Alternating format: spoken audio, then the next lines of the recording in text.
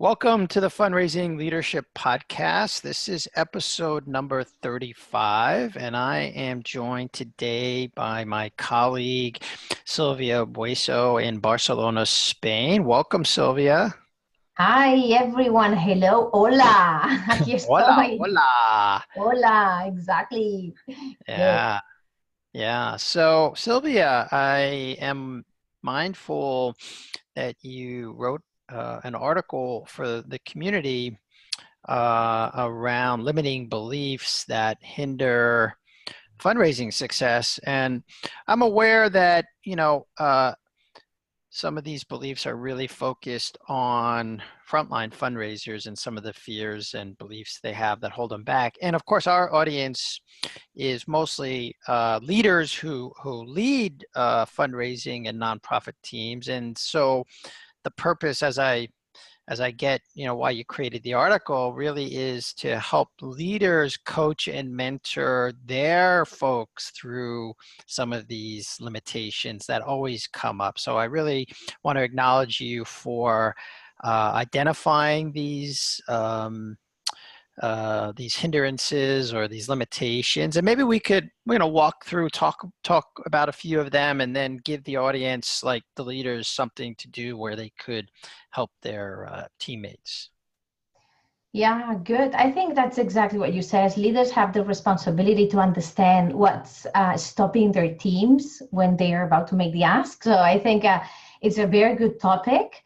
I think also that it's great if leaders can provoke such a conversation because, when we are facing a crucial ask to a major donor or to a relevant donor, that's when these limiting beliefs, kind of arise. And I think it's good that a leader can open this conversation in front of a team and speak openly. Mm-hmm. And I would say there's maybe we can talk about the ones that I feel that are more frequent. You Mm-hmm. tell me, David, if you feel the same.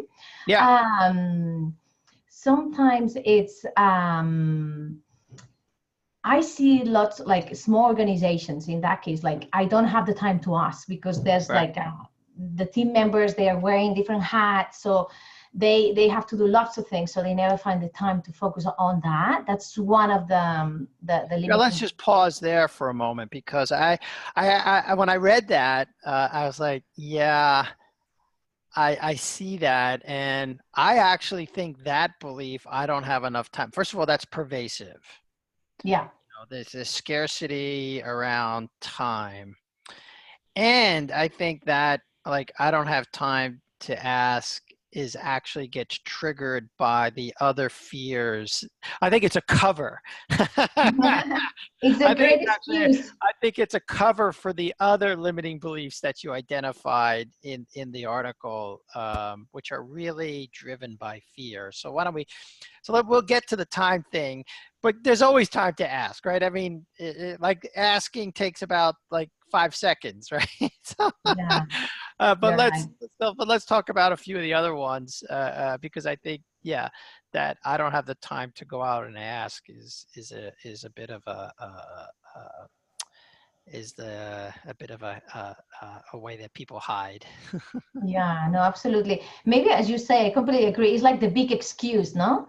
Right. Uh, and but as you say, probably is one that I'm seeing a lot now because people tend to see lots of tasks and they tend to postpone the asking process because they don't feel comfortable. So maybe another And on limit. that note, let me just say to the audience, look, if you're listening to this and you have staff working for you, or you're like a first-time manager, or a first-time fundraiser, and you're find that you're in this trap of not enough time, then go take our self-paced You're a Manager Now What course, because we offer a lot of tools in there on how to prioritize things. So anyway, that's just a side note for the audience.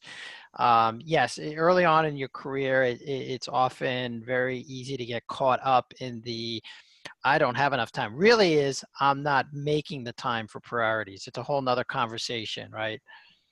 Absolutely. And Yeah. as you say, the way to solve it is prioritizing. And of course, as you mentioned before, it's a good way to ask, okay, really stopping you from making the ask, that Yeah. it's coming from you. It's something more personal. So I completely agree with you. It's Yeah. like a big excuse. So then the second one is maybe I'm too embarrassed to ask. I see a lot of people who take the ask like an aggression, that it's too intimidating. And then they live the asking as a very personal process where their ego, it's exposed. So I think Well, yeah, that's let's pause there for a moment. So like, I'm embarrassed to ask. Like I have a lot of conversations with people, and they'll be like, "Oh, I could never ask people for money." Like there is something around that, and like I don't know that I ever felt embarrassed to ask. I think if it comes from a place of not, I don't know. Where do you think it comes from? I'm not even sure where that would come from. I think it's an ego thing. I think Uh-huh. we feel embarrassed when we feel that we are too important, like in the relationship. And I think it's Mm, the purpose what's important. Is the purpose of the cause or the purpose of the project what's important. right. You're not so important in terms of the result that you get. I think it's you're looking to yourself as being exposed. So I don't know. My advice here, when you feel embarrassed, is just take it like you're not relevant. What's important is the relationship that you cook with the other person, and of course you gotta find the good timing when you ask. Because if you do it at the beginning of the relationship when you still don't know what you have in common, that's when the asking becomes an aggression, and that's right.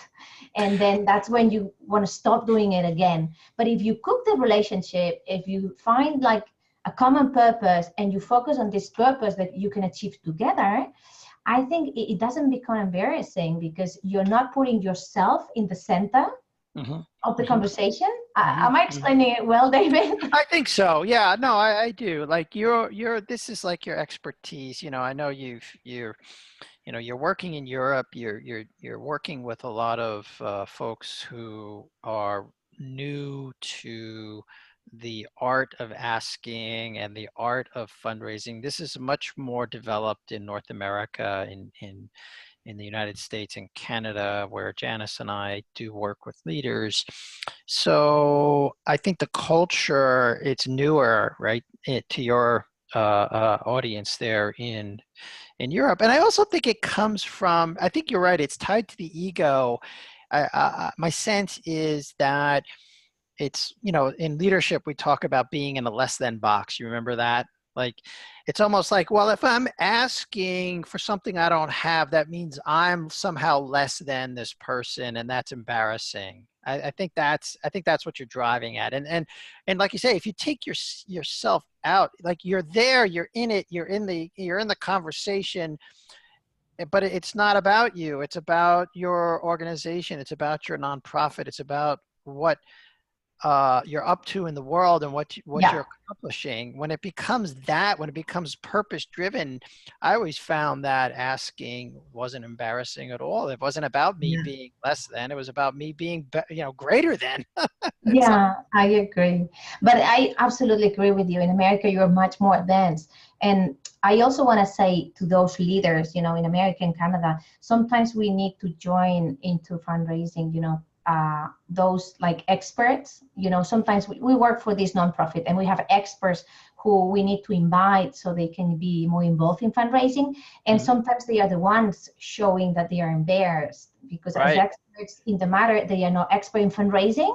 So here maybe is the invitation for the frontline fundraisers when they go with an expert to also work with them and mentor Right. them and coach them so they can overcome the feeling of being embarrassed. Because when you Right. have the director of this foundation or the president, who's got no experience asking, the frontline leader and the frontline fundraiser also needs to create this collaboration and this new way of looking at the asking itself. Yeah. Well, I think you're pointing here in North America to a lot of board members, right? So Exactly. Or board. ambassadors. Sometimes we have Yeah. a donor who becomes our ambassador because he or she's very good in Right. marketing our cause. So, and they Right. feel embarrassed, and we're not as in front line fundraisers. We don't own the relationship. It's the Right. donor who owns the relationship, so we cannot substitute there. It's like me looking for a girlfriend for you. This cannot be externalized. Oh, So could you do that for me? And I'll do that for you. I, Relationships I cannot. really actually I would prefer and it would be really good with my wife too. It would be better off if you just looked for a girlfriend for me, Sylvia, and especially if I we were know. not in Naples, Florida, but in Barcelona. I No, think but that in a way, we I will cannot not be embarrassed externalize at this. all. I will not be embarrassed at all. Relationships belong to the person who has created the trust. So these board members, they need to also gain trust by understanding that Yeah. asking is not embarrassing. So Right. I think is another perspective that I also wanted to give you, because as fundraisers, Yeah, we no, it's tied to one of the other limiting beliefs that you mentioned. The embarrassment can come in, especially for volunteers or board members who are not, they don't ask for a living. It can yeah, come in when they are afraid of being embarrassed by getting a no. That was part yeah. of like, oh, if I ask my friend who's also wealthy and they say no, that would be embarrassing. So talk a little bit about the no. The no is my favorite. I think I've expressed that so much. I love with the no, because I think when a donor says no to you is when it's showing respect to you and to your cause. It's like saying, you're not gonna be wasting time. I'm not gonna be wasting time, because how many times we stay in the maybe land, David? Right. So I love it when you have a donor that looks into your eyes. I know, I'm not being sarcastic. I'm being very honest on that. But you have a donor looks into your eyes and say, Silvia, no, I cannot support your cause because it's not aligned with my values or my strategy. I think we got to say thank you, because it's a show of respect. Mhm. And then we can ask for other things. Of course, the something that has taken a lot of time for me is understanding my reaction when I'm so passionate for the cause that I represent. I get the no after cooking the relationship for months. For me, I've learned to kind of manage my reaction, and it's very natural that maybe you show you're a bit disappointed. Like, for example, I remember a donor who said to me no after cooking the relationship for a year. I look at him and say, oh my goodness, I was not ready for this no. I said, but thank you for being honest, but of course I really expected to get a yes, as you can see, from you. So Mhm. my purpose, my cause can survive. So there's I like to distinguish with the no that we get from the other, how you react, Yeah. and how from the reaction that you integrate very quickly, then you can ask for something else. Right. So there's a Yeah, couple of things there, couple of distinctions. I One get is, passionate with that. yeah, one is like this distinction between reacting and responding. So when you react, you're having an emotional reaction to to what the person said. No, I'm not interested in that project at this time. And then you get an emotional reaction called Yeah, disappointment because I cooked the relation, I invested a lot of time in this person. And now that would be a reaction, and we're humans, so we are reaction machines. That's what happens. We have a human experience, and then there's a way of responding. yeah, And part of, from our coaching, you and I are both trained coaches. We learn to manage the reaction. It's going to be there. We self-manage it. Okay, I'm gonna have this disappointment, and I can still respond. I am responsible, response able. So I can say, all right, donor, I hear you saying, and this is like, we call it recreating the donor, or articulating what the donor says, right? So what I hear you, donor, saying is that this is not the right project for you at this time. And they say, that's correct.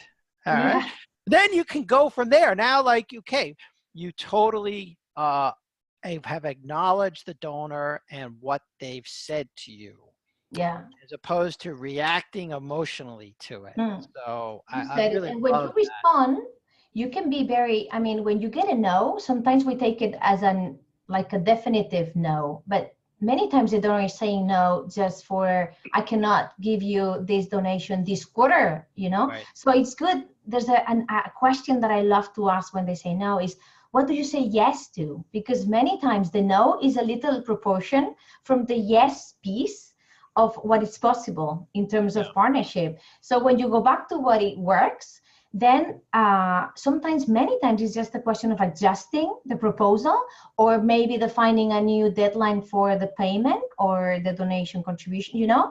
So Right. that's, or So, maybe they and I want to say, bring it back. I want to bring it back for the leaders in our audience. So that distinction between reacting and responding is something you can use with your team. Like, help them understand, like, it's perfectly okay to have an emotional reaction to a no, and you got a job to do. You know, you're there, and so you need to respond to the donor, acknowledge the donor, acknowledge what they said, and then, you know, continue the conversation. There's something else that and our partner Janice has heard me say this many times. I had a boss once. One of the things that stuck with me, this is some years ago, in the private sector. He used to say, let me see if I can get it right. Yeses make me money, nos save me money, and maybes cost me money, because the maybe, you're just living in maybe land. So no's are really helpful. They save you time and money. absolutely. And you, if you could keep the relationship from a donor who said no, he can be an ambassador of your brand. He can open you connections with other donors. So the no is not an absolute answer. You can always Right. get something else from that donor: time, dedication, he or she talking to you, to your, about your cause in forums where you're not present. You know, there's something else that you can ask for apart from money, you know, or a Right. testimony that can be included in the website. You have a friend that can join your cause by representing kind of your project outside your comfort area or your. Yeah. Well, we've covered today a couple of the limiting beliefs that you really shine the light on in your article. So I'm going to encourage the audience to go look at those other limiting beliefs that they're very common. You know, the no we talked about, like, I don't have the time, we talked about. There's the I don't know how to ask, or we talked about the embarrassment of asking. So, you know, go take a look at Silvia's article. And as a leader, what we're going to do is encourage you to have this conversation with your team. Like, what are some of the things that are holding them back, right? So, you know, in our podcast, Silvia, we like to give the audience something to try. So along those lines, what do you want, you know, realizing that many of the folks are leading teams, what would you have them try after hearing this podcast and reading your article? Well, you said it. I think it's an invitation for leaders, you know, to open the conversation about, you know, limiting beliefs with the team, and asking them, what is the limiting belief that you feel strongest when you are about to make an ask? And Yeah. from there, maybe they can have a conversation and a dialogue about what type of actions, you know, they can implement to overcome, you know, the limiting belief. What I have to say, David, very strong, limiting beliefs are very important. They show that you are about to do something relevant. Mm. So I always celebrate when there's a limiting belief showing in myself, because it's a signal of me doing something important, important for me and important for the person that I have in front of me, the Yeah. donor. Yeah. I love that. I think anytime we are venturing, I love that, Sylvia. So, and as a leader, and we're managing, you know, people who are on the front lines of fundraising, you know, what we get beyond this, like anybody who spends any amount of time in the fundraising profession eventually gets beyond some of these limiting beliefs. And then we face other limiting beliefs that we have around leadership and management. And that's the work that you and Janice and Michelle and I do in the world, is working with leaders and the limiting beliefs they have around leadership and management. That's a whole nother conversation, right? With a whole different set of limiting beliefs. But I do remember my own, and we all have them when we get started out. So I appreciate that when we confront them, we start to realize we're really up to something. Yeah, you And said that's it. what you're saying. So I love that you're encouraging the leaders and managers in our audience to really help there. Like I know for me, I didn't have any help, you know, and so to have a conscious leader who can actually sit down with their people and say, okay, what's holding you back, and you know, yes, and coach them and mentor them through that because we all face it. Yes, yeah, I love that. Absolutely. All right, folks. Well, that's it for today. Sylvia, thanks so much for writing the article and talking about it with the audience. And now we are going to ask you to go put that into practice. Go, go, go. All right, take care.